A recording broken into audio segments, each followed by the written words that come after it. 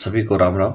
मैं BS पवार अपने channel rank study में आप सभी का स्वागत करता हूं। अभी जो हम अध्याय पढ़ रहे हैं उसमें हम कला के माध्यम तकनीकों के बारे में हमने पढ़ाई की है, जिसमें चित्रकला, मूर्तिकला, मुद्रण कला और भित्ति चित्रण के बारे में हमने विस्तार से भी पढ़ा है और उसके MCQ भी हमने क्लियर किए। आज हम जो है वो चुन के थोड़े हमने MCQ लिए हैं और वो सभी माध्यमों में से, वो चित्रकला से भी होंगे, मूर्तिकला के भी है, मुद्रण कला के भी और भित्ति चित्रण के भी है। तो 34 क्वेश्चन आज हम इसमें क्लियर करेंगे और वो पूरे अध्याय से चुन के जो होंगे, जो इम्पोर्टेंट जो क्वेश्चन हमारे बनने थे वो आज हम इसमें डिस्कस करेंगे। तो देरी ना करते हुए शुरू करते हैं। आज का हमारा टॉपिक है MCQ के प्रश्न। पहला हमारा प्रश्न है कि टेम्परा चित्रण में माध्यम के रूप में किस पायस का प्रयोग किया जाता है। तो टेम्परा चित्रण में जब हम कार्य करते हैं तो किस माध्यम से हम जो पायस, उसमें कौन सा प्रयोग करते हैं। तो इसमें से जो पायस है वो सभी पायस हम इसमें यूज करते थे। इसका सही उत्तर है डी। इसमें ग्लिसरीन भी हम यूज करते हैं, गोंद भी यूज करते हैं, अंडा भी हम यूज करते हैं और इसके साथ एक और पायस है वो दूध, हम दूध का भी प्रयोग इसमें करते हैं। अगला है चित्र में परदाज क्या है। तो ये चित्र में क्या होता है, परदाज मीन्स इसमें छाया और प्रकाश जो होती है उसको हम परदाज के चित्र में छाया प्रकाश प्रदर्शित करने के लिए पास पास बिंदु जो लगाए जाते हैं वो हमारा होता है परदास, उसको परदास कहते हैं। पेस्टल रंग कैसा माध्यम, इनमें से पेस्टल रंग जो कैसा माध्यम है, आर्द्रता माध्यम है, शुष्क माध्यम है, अर्ध शुष्क माध्यम है, निम्न शुष्क माध्यम है। तो जो पेस्टल रंग होते हैं वो हमारा शुष्क माध्यम होता है, ये सूखे कलर होते हैं। पेस्टल कलर जो है वो सूखे कलर होते हैं, पेंसिलों में ये आते हैं, तो इसको बोलते हैं शुष्क माध्यम। तेल चित्रण के लिए सर्वोत्तम भूमि है। अब तेल चित्रण के लिए सर्वोत्तम भूमि इनमें से कौन, भित्ति चित्रण है, कैनवास है, कास्ट फलक है या बोर्ड है। तो तेल चित्रण के लिए जो है वो सबसे अच्छी भूमि कौन सी होती है हमारी कैनवास जो है वो तेल चित्रण के लिए सबसे उचित भूमि होती है, क्योंकि कैनवास पे जो है वो नमी और हवा का सबसे कम प्रभाव होता है, इसलिए तेल चित्रण के लिए कैनवास जो सबसे अच्छा बेस जो माना जाता है। पेस्टल रंगों को धरातल पर स्थायी करने के लिए लगाए जाने वाले घोल को कहते हैं। पेस्टल रंगों को धरातल पर जब लगाया जाता है वो स्थायी रूप से लगाया जाता है ताकि उसमें से निकले नहीं। तो उस घोल को क्या कहते हैं, तो उस घोल को कहते हैं फिक्सेटिव, उसको फिक्सेटिव कहते हैं। अभी फिक्सेटिव क्या होता है, ये स्पिरिट में चमड़ा लाख मिलाकर, अंडे की स्पेदी में पानी मिलाकर इस प्रकार का कार्य किया जाता है, उसको बोलते हैं फिक्सेटिव, ताकि वो उसमें से निकले नहीं, फिक्स उसमें हो जाए। जल रंगों हेतु कौन सी तुलिका उत्तम नहीं है। तो इनमें से जल रंग के लिए कौन सी ब्रश सही नहीं होती है, तो वो हमारी होती है ऑप्शन ए हांग हियर जो होता है, इनकी ब्रश जो जल रंग के लिए सही नहीं होती है। जो रंग की जो तुलिका होती है ये दृढ़ तथा बलदार होती है, मीन्स मजबूत होती है, जो कि तेल रंग के लिए उपयुक्त रहती है, ये जल रंग के लिए उपयुक्त नहीं होती है। और सेबल और स्क्वायरल हेयर जो होता है इनकी तुलिकाएं मुलायम होती है, नरम होती है, तो ये जल रंग के लिए सबसे अच्छी होती है। तेल चित्रण से पूर्व धरातल पर श्रेयस ग्लू या वार्निश आदि का लेप करते हैं, इस प्रक्रिया को कहा जाता है। इस प्रक्रिया को क्या कहा जाता है, तो इसको बोलते हैं साइजिंग। ये हमने पहले भी पढ़े, सारे क्वेश्चन जो रिपीटेड क्वेश्चन है ये चुन के लिए गए हैं, क्योंकि जो इम्पोर्टेंट क्वेश्चन थे हमारे पूरे इस अध्याय के वो हमने इसमें लिए हैं। तो इसको बोलते हैं साइजिंग। साइजिंग करने से क्या होता है, साइजिंग करने से कपड़े की सतह पर एक झिल्ली बन जाती है, उसके ऊपर एक परत सी लग जाती है, झिल्ली बन जाती है, जिससे कपड़ा तेल रंगों के कैनवास पर लगाने पर सीधे संपर्क में नहीं आता है। तो तेल रंग जब कपड़े पर लगाए जाते हैं तो सीधा संपर्क में उसमें नहीं आता है, क्योंकि उसके पहले आपने जो है उसकी साइजिंग कर रखी है, उसके पहले आपने उसमें एक परत जो है चढ़ा रखी है। तो इसको बोलते हैं साइजिंग। भारत में एक्रिलिक माध्यम प्रचार में कब आया? तो भारत में जो एक्रिलिक माध्यम प्रचार में कब आया? तो ये आया था हमारा 1950 के लगभग, 1950 ईस्वी के लगभग ये माना जाता है कि ये भारत में आया था। अगला है इम्पेस्टो स्कम्बलिंग आला प्रेमा क्या है? अब ये क्या चीज़ें हैं, किसके नाम है ये है हमारे प्रविधियाँ है। ये क्या है? प्रविधियाँ हमारी है कार्य करने की, जो ये विधियाँ है। और ये प्रविधियाँ किसकी है? ये सभी जो है वो तेल रंगों द्वारा चित्रण करने की विधियाँ है, विभिन्न विधियाँ है, अलग अलग विधियाँ है। तो ये हमारी क्या है? प्रविधियाँ है, ये आपने ध्यान रखना है। इनमें से किसका प्रयोग तेल रंग के लिए नहीं किया जाता? तो ये जो नीचे ऑप्शन दिए गए हैं, इनमें से तेल रंग का प्रयोग किसमें नहीं होता है? तो जल जो है वो तेल रंग के लिए प्रयोग नहीं होता, क्योंकि अरसी का तेल भी होता है, नाइफ भी होता है, और फ्लैश ब्रश भी जो है तेल रंग के लिए यूज होता है, बट जल तेल रंग के लिए यूज नहीं होता है। तेल चित्रण के लिए अलसी तथा तारपीन के तेल का अनुपात कितना उचित माना जाता है? तो तेल रंग के लिए अलसी और तारपीन जो है कितना कितना मिलाया जाता है? तो हमारा होता है 50-50% जो है 50-50% जो है वो उसमें मिलाया जाता है। ये अलसी तथा तारपीन का तेल जो है वो बराबर मात्रा में जो मिलाकर कार्य किया जाता है, तो उसको ज़्यादा उचित माना जाता है। मिट्टी से किसी चेहरे को बनाने के लिए एक विशेष प्रकार के स्टैंड का प्रयोग किया जाता है, इसे कहा जाता है। मिट्टी से जब हम कोई आकृति बनाते हैं तो उसमें चेहरा जो बनाते हैं तो विशेष प्रकार का कोई स्टैंड होता है। अब इनमें से कौन सा स्टैंड ऐसा है जो विशेष रूप से प्रयोग किया जाता है? तो उसको बोलते हैं आर्मेचर। आर्मेचर जो होता है वो मिट्टी से जब हम आकृति बनाते हैं तो उसका चेहरा बनाने के लिए प्रयोग किया जाता है। ये लकड़ी का बना हुआ स्टैंड होता है। कार्य कुशल करने से पूर्व इसको पानी में जो गीला किया जाता है। जब हम कार्य में कुशलता लानी हमने होती है, कार्य करना होता है, तो इसको पानी में पहले गीला कर देते, तब इससे जो हम चेहरा बनाते हैं।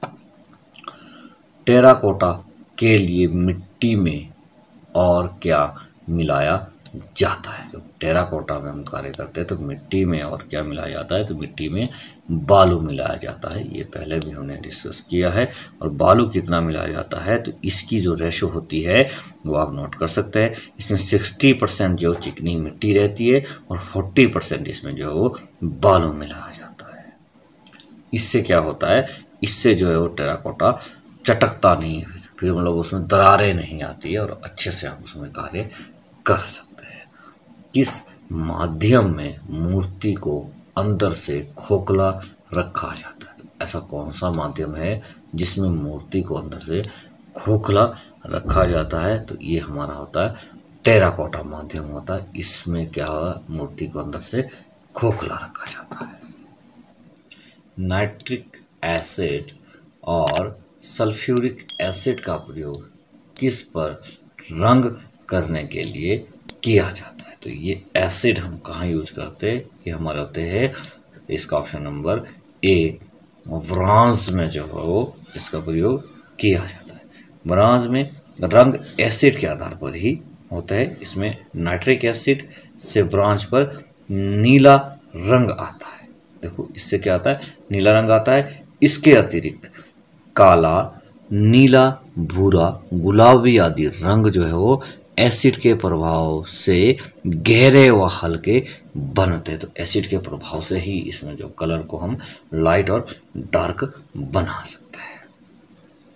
मूर्ति निर्माण हेतु किस प्रकार की मिट्टी उपयुक्त रहती है। तो जब हम मूर्ति का निर्माण करते हैं तो कौन सी मिट्टी हमारी जो सबसे उचित रहती है, तो वो होती है हमारी चिकनी मिट्टी। चिकनी मिट्टी से जो है वो मूर्ति सबसे अच्छी बनती है और इसको बिल्कुल छान लेते हैं, बारीक जो है वो मिट्टी इसमें की ली जाती है। इसमें किसी प्रकार का कंकड़ पत्थर जो है वो नहीं होना चाहिए, तो उससे मूर्ति अच्छी बनती है।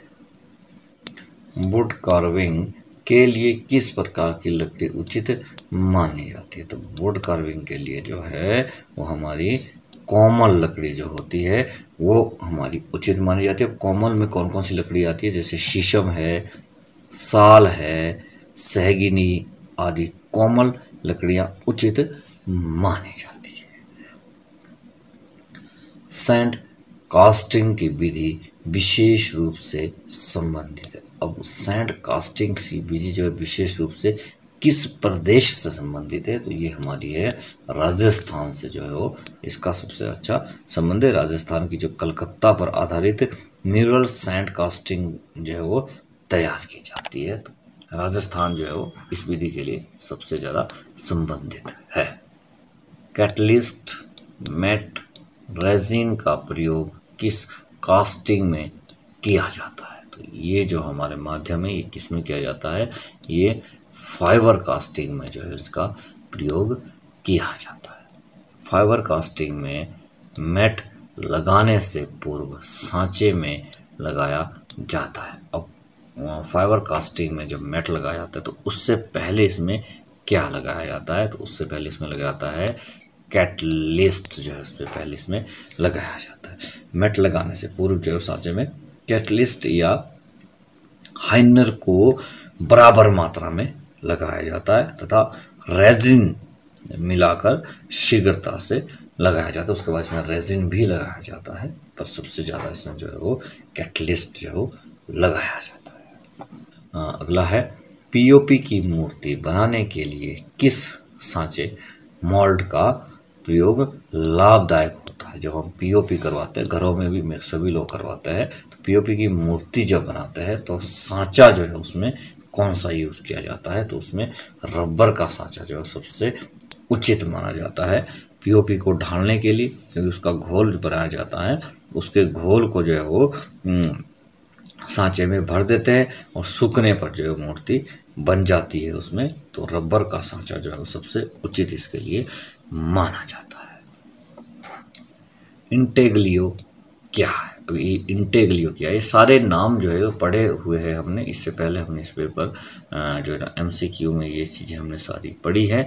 तो इंटेग्लियो क्या है, ये है गहरे तल की छपाई जो है इसको हम बोलते हैं इंटेग्लियो।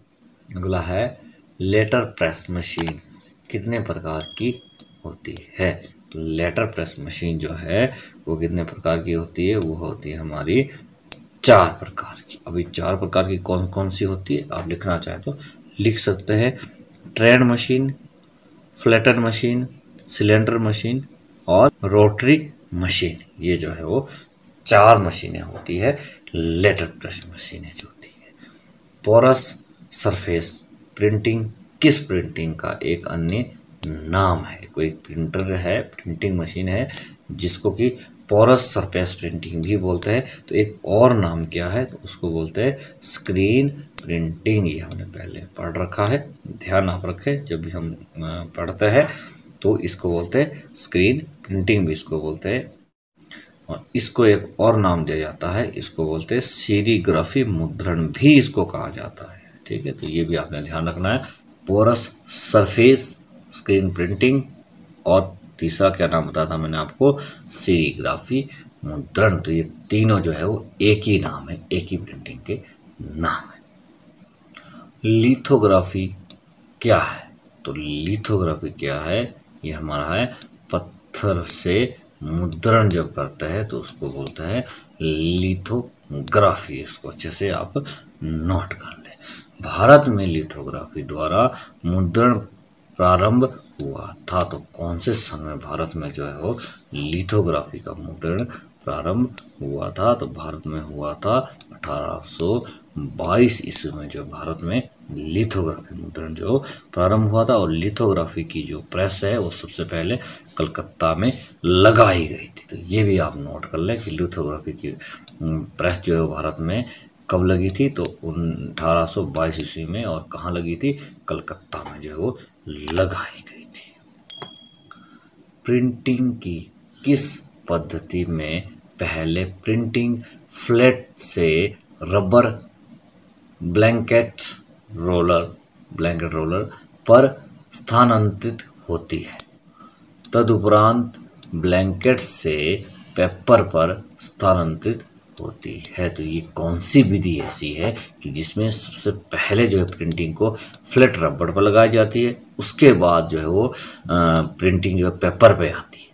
तो ये इसके बारे में हमने थोड़ा पहले विस्तार से भी पढ़ा था, और वो हमारी होती है ऑफसेट प्रिंटिंग जो होती है। इसमें एक रोलर होता है, वो रोलर घूमता है, और उसमें वाटर पेपर ये होता है। एक्चुअल में वाटर पेपर को फ्लैट पेपर जो ये कह रहा है ना कि उसको रबर पे लगा देते हैं, फिर वो रबर रोलर घूमता रहता है, और उसके नीचे जैसे ही कागज़ निकलता है तो उसको आगे वो छापता हुआ देता है, उसके ऊपर सारा प्रिंट जो फिर निकल जाता है, तो उसको बोलते हैं ऑफसेट प्रिंटिंग। वर्तमान में समाचार पत्र, पत्रिकाओं आदि को छापने में मुख्यतः किस फ्लैट का प्रयोग मुद्रण के लिए किया जाता है? तो जो समाचार पत्र छपता है या पत्रिका छपती है तो कौन सा फ्लैट यूज किया जाता है उसको छापने के लिए, मुद्रण के लिए? तो उसके लिए होता है PS फ्लैट जो होता है, इसका प्रयोग किया जाता है।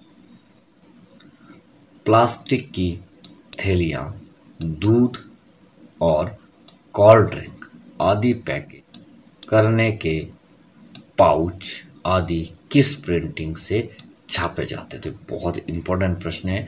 जब भी प्लास्टिक की थैलियाँ छपती है, दूध की थैलियाँ छपती है, कोल्ड ड्रिंक छपता है, तो उसको किस प्रिंटिंग से छापते हैं? तो उसको छापते हैं फ्लेक्सोग्राफी प्रिंटिंग से इसको छापा जाती है। ये पैकेजिंग प्रिंटिंग के लिए सबसे श्रेष्ठ और लोकप्रिय है। इस प्रकार की रिलीफ प्रिंटिंग भी इसको बोलते हैं। ये एक्चुअल में इसका जो सही नाम है वो है फ्लेक्सोग्राफी। प्रोजेक्ट, लोगो आदि किस पद्धति में मुद्रित किया जाना श्रेष्ठ होता है? प्रोजेक्ट या लोगो जो है वो किस में सबसे अच्छा माना जाता है? तो वो होता है होलोग्राम। इसके बारे में हमने बहुत अच्छे से डिटेल से जो पढ़ा हुआ है। ये प्रिंटिंग की सबसे आधुनिक तरीका है। ये प्रिंटिंग का होलोग्राम वाला जो है ना, ये सबसे आधुनिक तरीका है। इस पद्धति का प्रयोग जो है वो डुप्लीकेट या नकली को रोकने के लिए जो है वो काफ़ी महत्वपूर्ण इसको माना जाता है। इससे डुप्लीकेट चीज़ जो कम बन सकती है, क्योंकि लोगो होता है उसमें अलग अलग से कलर से होते हैं, और उसमें कुछ विशेष चीज़ आप डाल सकते हैं, और इसी तरह का सेम लोगो दूसरे के लिए बनाना बहुत मुश्किल रहता है, तो उसको बोलते हैं होलोग्राम मुद्रण, जो इसको बोलते हैं। लिथोग्राफी के लिए किस पत्थर का प्रयोग किया जाता है? जो लिथोग्राफी में कार्य किया जाता है तो कौन से पत्थर का प्रयोग किया जाता है? तो चूना पत्थर का प्रयोग जो है वो लिथोग्राफी के लिए सबसे अच्छा माना जाता है। भित्ति चित्रण, म्यूरल की मुख्य रूप से कितनी विधियाँ प्रचलित है? तो भित्ति चित्र की कितनी विधियाँ प्रचलित है? तो वो हमने अभी पढ़ा है पिछली वीडियो में। 2 विधियाँ इसकी प्रचलित है। फ्रेस्को बुनो जो गीली पद्धति है, और फ्रेस्को सेको जो है सूखी पद्धति है। तो 2 पद्धतियाँ है। लास्ट वीडियो हमने जो है इसके बारे में विस्तार से पढ़ा है। भित्ति के गीले प्लास्टर पर चित्र किस विधि से बनाया जाता है? तो भित्ति पे जो गीली भित्ति है उसमें हमने चित्रकारी करना है, तो किस विधि से बनाया जाता है? तो ये तो बहुत विस्तार से हमने जो म्यूरल पेंटिंग के बारे में पढ़ा था, उसको आप दोबारा से वीडियो को देख सकते हैं। इससे पहले वही वीडियो हमने जो डाला था। तो ये जो है ये कौन सी विधि होती है जी हमारी?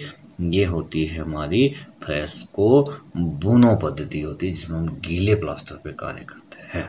फ्रेस्को बुनो चित्रण में धरातल पर प्लास्टर की कितनी परतें लगाई जाती है? तो फ्रेस्को बुनो या फ्रेस्को सेको जो इसमें धरातल पे जो है वो परतें तो बराबर ही लगाई जाती है, पर यह है कि फ्रेस्को बुनो में जो है वो गीले में हम कार्य करते हैं, तो इसमें प्लास्टर कितनी लगाई जाती है, तो हमारी होती है 4 परतें जो हम इसमें लगाते हैं। और चौथी जो अंतिम परत जो होती है उसमें हम चित्रण कार्य करते। 3 परतें पहले लगाते हैं, चौथी जो परत लगती है उसमें साथ चित्रण कार्य भी किया जाता है। तो 3 बेसिक परतें होती है और चौथी हमारी कलर वाली जो परत चढ़ती है। तो ये जो हमारा है 4 परतें इसमें लगाई जाती है।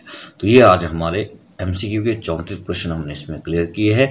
यदि आपको वीडियो पसंद आया है तो वीडियो को जरूर लाइक कर दें, चैनल को सब्सक्राइब कर दें। Thanks for watching my channel.